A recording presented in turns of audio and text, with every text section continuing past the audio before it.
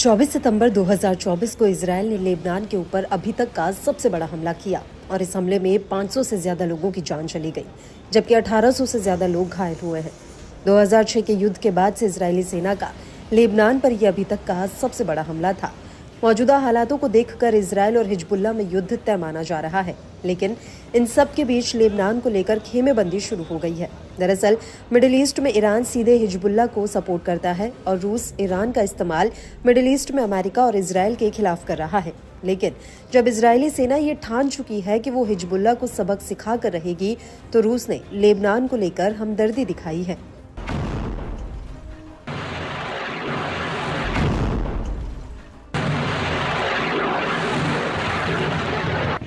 दरअसल 23 सितंबर के हमले को लेकर रूस के राष्ट्रपति भवन क्रेमलिन के प्रवक्ता पेस्कोव ने कहा है कि लेबनान पर इजरायल के लगातार हमलों को लेकर रूस बेहद ही चिंतित है।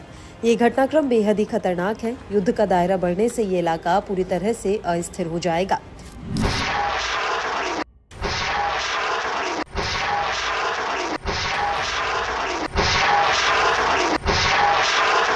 आपको बता दें कि रूस ने मिडिल ईस्ट में अमेरिका की भूमिका को लेकर भी निशाना साधा।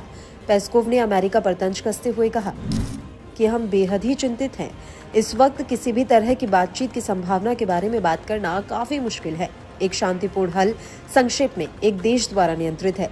इस वक्त किसी भी हल के बारे में बातचीत करना नामुमकिन, दुर्भाग्यपूर्ण है।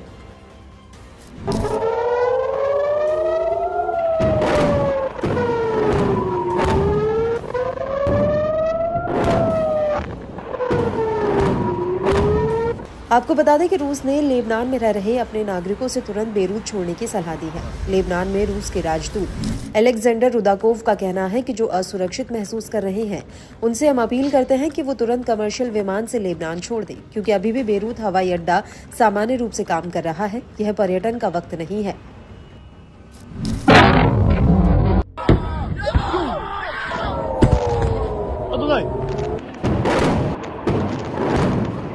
हालांकि इजरायल में रूस के राजदूत एनाटोली विक्टोरोव ने इजरायल में रूसियों के लिए इस तरह की कोई एडवाइजरी जारी नहीं की है। हाँ, उन्होंने ये जरूर कहा है कि रूसियों को गैर जरूरी यात्रा से बचना चाहिए। आपको बता दें कि रूस के बाद अब चीन भी लेबनान के समर्थन में उतर आया है। दरअसल अमेरिका के न्यूयॉर्क में चीन के विदेश मंत्री वांग यी ने लेबनान के विदेश मंत्री अब्दुल्लाह बो हबीब से मुलाकात की। इस दौरान उन्होंने कहा कि चीन लेबनान की संप्रभुता और सुरक्षा की रक्षा में दृढ़ता से उसका समर्थन करता है, जबकि इजरायल के बड़े पैमाने पर हवाई हमलों की निंदा करता है।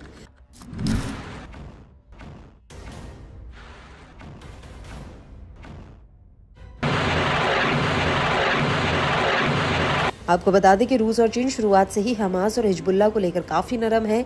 यहाँ तक कि जब हमास ने 7 अक्टूबर 2023 को इजरायल पर हमला किया था, तब रूस और चीन ने हमास के इस हमले की निंदा नहीं की, बल्कि उल्टा सारा ठीकरा इजरायल के मत्थे मर दिया। और तो और रूस पर हिजबुल्लाह और हमास को हथियार सप्लाई करने के आरोप भी लगे हैं।